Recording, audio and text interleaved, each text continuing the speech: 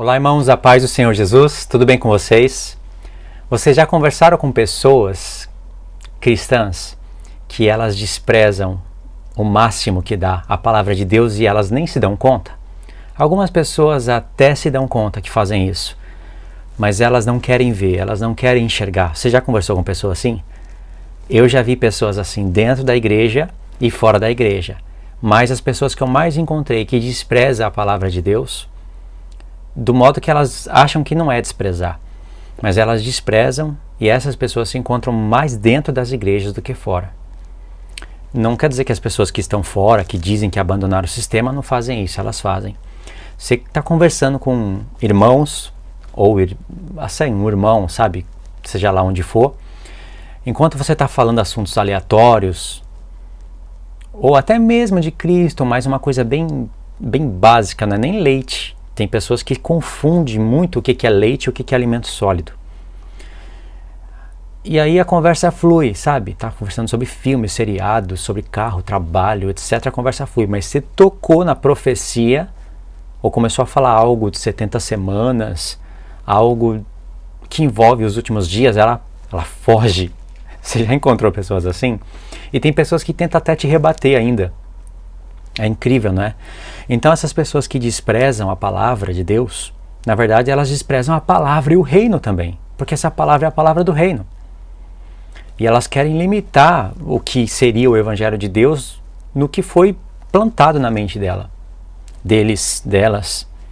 Então ela despreza, mas ela tem que disfarçar isso de uma maneira que aparenta humildade, sabedoria, e às vezes elas usam até alguns textos.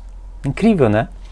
Olha, eu separei aqui 3 textos, Tito 3, do verso 9 ao 11, 2 Timóteo 3, do 14 ao 17, separei 4, Gálatas, Atos, capítulo 13, do verso 17 ao 22, e Gálatas 4, do verso 15 ao 18. Com esses 4 textos dá para você entender o que eu estou querendo dizer. Por exemplo, Tito 3, verso 9. Evita discussões insensatas, genealogias, contendas e debates sobre a lei, porque não têm utilidade e são fúteis. Evita o homem faccioso, depois de admoestá-lo primeira e segunda vez, pois sabe que tal pessoa está pervertida e vive pecando e por si mesma está condenada. Aqui as pessoas falam, quando você vai discutir algo, debater algo acerca da lei, ela fala que isso é inútil e cita esse texto.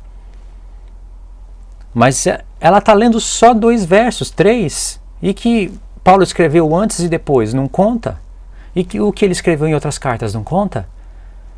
Então, o próprio Paulo manda a gente evitar debates inúteis, genealogias, contendas sobre a lei, mas ele foi o maior debatedor dessas coisas. Você pode ver que ele, em Atos, fala que ele disputava com filósofos. Para você disputar com um filósofo, você tem que entender de filosofia, tem que entender a mente dele para haver uma disputa. E eram filósofos que também, alguns deles gregos, que haviam aceitado a lei de Moisés, e misturava a filosofia. Paulo tinha que disputar e desfazer tudo isso. Diz em Atos que ele se fortalecia, ficava cada vez mais forte e confundia os judeus. Ele disputava com os judeus também acerca da lei. E ele percebeu que muitas dessas coisas, ele tinha que defender o evangelho. Mas ele percebeu que muitas dessas vezes não chegava a lugar nenhum, porque eles não aceitavam a palavra. E só gerava contenda. E os judeus são muito apegados em genealogia, sabe? De onde eles vieram, de qual tribo. Isso é importante quando você vai estudar a profecia. A partir do momento que você quer mostrar que está certo, quer reprovar a verdade, isso já não faz sentido. É isso que ele está falando. É isso que ele está escrevendo aqui. Principalmente para Tito, que ele fala de circuncisão, para Timóteo. Circuncisão são coisas acerca da lei, que ele escreve nas suas cartas, ensina, mas com uma finalidade. Os judeus já usavam isso para contradizer o que Paulo falava e sem finalidade alguma. Então esse é um dos textos que as pessoas querem jogar em cima de você quando você vai falar da profecia, da lei, quando a palavra de Deus gera discussões e debates. É bom ter debate, é bom ter discussões, Porque você aprende, agora você não pode desrespeitar a outra pessoa, você tem que entender, você tem que ser poderoso para provar que ela está errada. Tem pessoas que debatem só para mostrar que está certo. Ninguém responde a pergunta de ninguém, sabe? Um joga 10 versos em cima do outro joga 5 e não tem finalidade alguma. Mas quando é algo que as pessoas querem conhecer a Deus, que gera curiosidade, quando são 2 pessoas, ou 3 ou 4, que querem aprender, isso é muito válido. Muito válido mesmo. Tanto é que Paulo fazia. E outro texto, por exemplo, 2 Timóteo, capítulo 3. Olha só o verso 14. Tu, porém, permanece naquilo que aprendeste e de que foste inteirado, sabendo de quem o aprendeste, e que desde a infância sabe as sagradas letras, que podem tornar-te sábio para a salvação pela fé em Jesus Cristo. Toda a Escritura é inspirada por Deus e útil para o ensino, para a repreensão, para a correção, para a educação na justiça, a fim de que o homem de Deus seja perfeito e perfeitamente habilitado para toda boa obra. Analise esse texto, verso 14. Tu, porém, permaneces naquilo que aprendeste e de que foste inteirado, sabendo de quem o aprendeste, e que desde a infância sabe as sagradas letras. Aqui ele está falando de letras sagradas, as mesmas letras que ele fala que mata. Ele chama de sagrada. Você já viu a pessoa falar que a letra mata e o espírito vivifica? Geralmente pessoas usam esse texto nessas ocasiões, aonde ela não quer ouvir a palavra, ela não quer ouvir muita coisa, ela fala que a letra mata, mas o espírito é que dá vida. Outras vezes é quando ela não tem resposta para o que você está falando. Você começa a usar Daniel, Zacarias e um monte de coisa, sabe? Chifre pequeno, 10 chifres. E aí a pessoa fala, isso, ó, a letra mata, o espírito vivifica. Tem que ter espírito. E a pessoa, sabe, tá caduca. Ela não sabe o que está falando. Olha só, a letra que mata, um dia essa letra, ela foi escrita por homens, inspirada pelo Espírito Santo.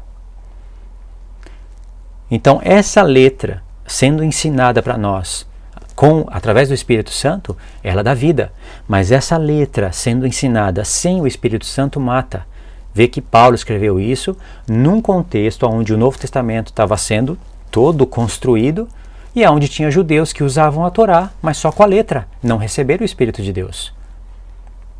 Então, para você ter o Espírito, você precisou das letras.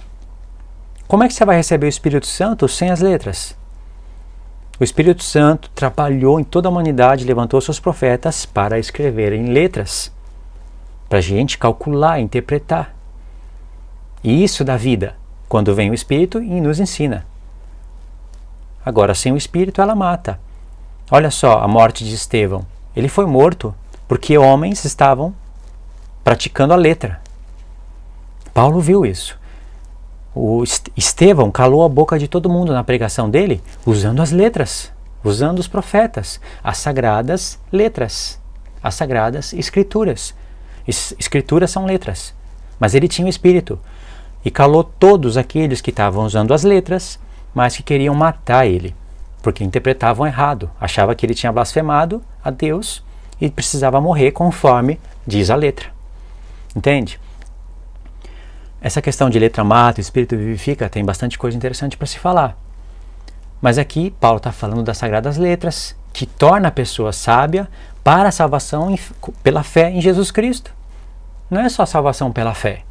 O que te torna apto para você ser salvo pela fé são as sagradas letras.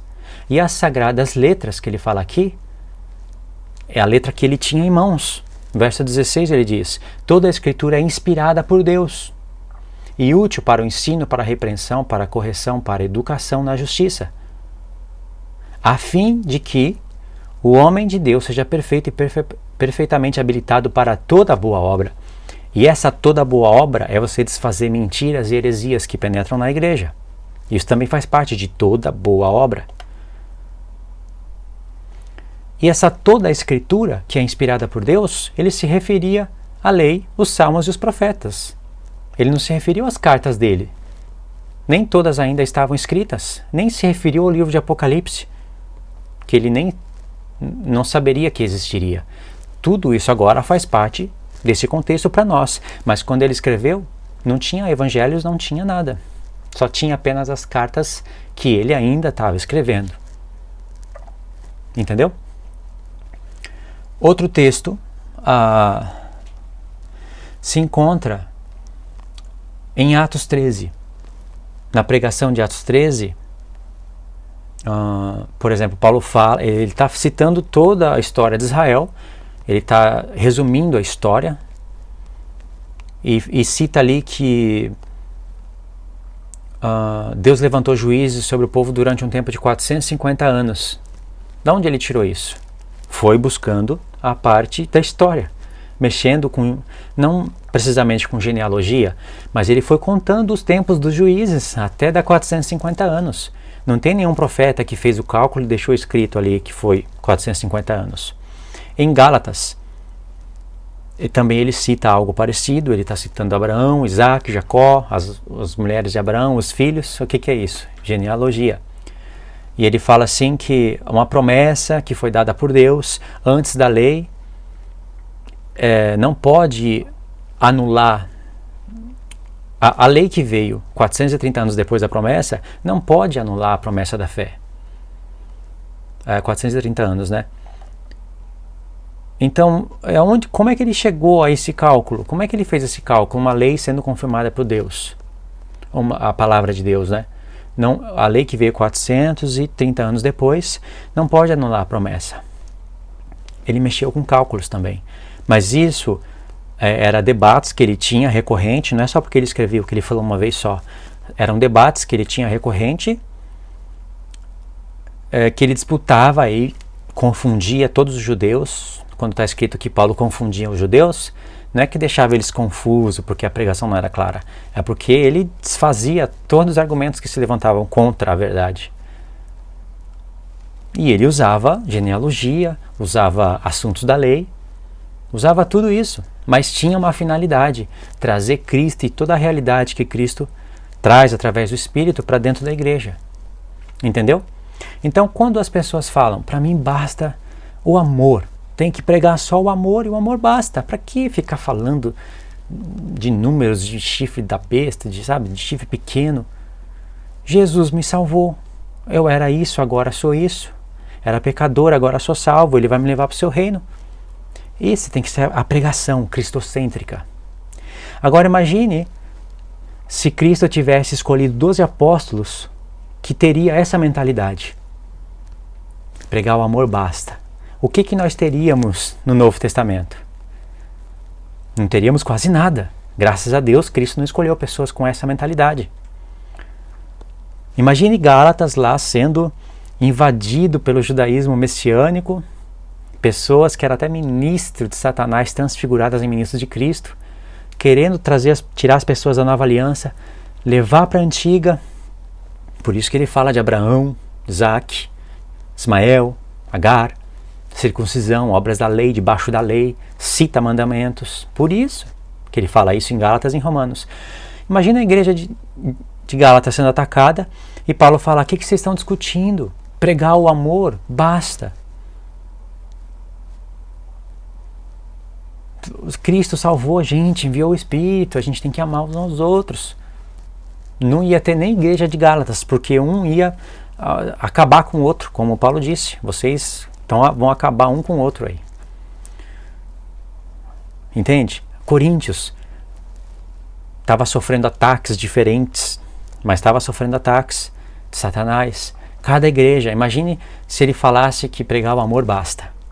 Não daria certo, né? Então, graças a Deus, Cristo não escolheu apóstolos que teriam essa mentalidade que a gente vê hoje. Tá bom, irmãos? O vídeo foi só isso daí. Medita nessas coisas, tem esses textos na mente, para vocês saberem instruir essas pessoas que não acordaram para esses assuntos, por incrível que pareça. Tá bom? Fiquem na paz de Cristo, Deus abençoe e até os próximos vídeos.